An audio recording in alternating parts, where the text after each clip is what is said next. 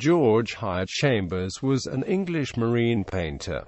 Life and work. Chambers was born in a poor working-class area of Whitby, Yorkshire, the second son of a seaman. His mother took in lodges. At the age of 8 years, he was working on the coal sloops in the town harbour. At the age of 10, he served as a cabin boy on a coasting vessel, and was afterwards apprenticed to the master of a brig trading in the Mediterranean and Baltic. He proved to have an innate talent for art, and so impressed local captains and crews with his decoration of the ships, that the ship owner released him from his apprenticeship so that he could devote himself full-time to painting. Returning to Whitby, he took up employment as a house painter and took lessons in drawing in his spare time. Chambers worked his way on a trading vessel to London in 1825, where he was greatly helped by Christopher Crawford, a formerly of Whitby, but then landlord of the Watermen's Arms at Wapping. His work, hanging in the gentleman's parlour of the inn, proved popular with its nautical clientele and won Chambers his early commissions, although he also worked as a scene painter on Thomas Horner's Panorama of London at the London Coliseum in Regent's Park, and at the Pavilion Theatre, Whitechapel. In 1829, 2 of his pictures were purchased by Admiral Thomas Capel, who drew his merits to the attention of other officers including Admiral Lord Mark Kerr. The latter in turn secured him the patronage of King William IV and Queen Adelaide in 1831–32, and thereafter Chambers was an established artist. He only showed 3 works at the Royal Academy 1828–29 and 1838, but many more at the British Institution 1827–40, the Society of British Artists 1829–38 and the Old Watercolour Society 1834–40, of which he was elected member in 1834. Chambers was a talented draftsman and watercolourist and an accomplished painter in oils, often working with fluent, colourful bravura in such views as A Fresh Breeze off Kaz and A Dutch Beer in A Fresh Breeze, the latter a product of his one substantial artistic tour to the Netherlands in 1837.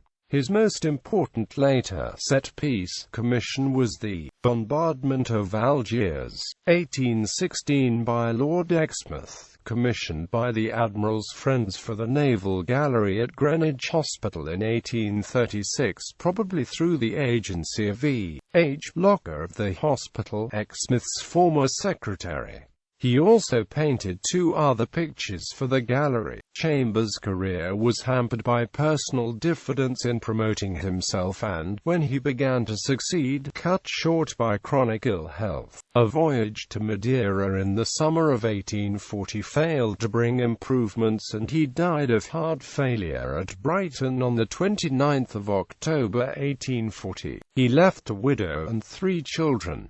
His 2 sons, George William Crawford Chambers and William Henry Chambers, were also marine painters.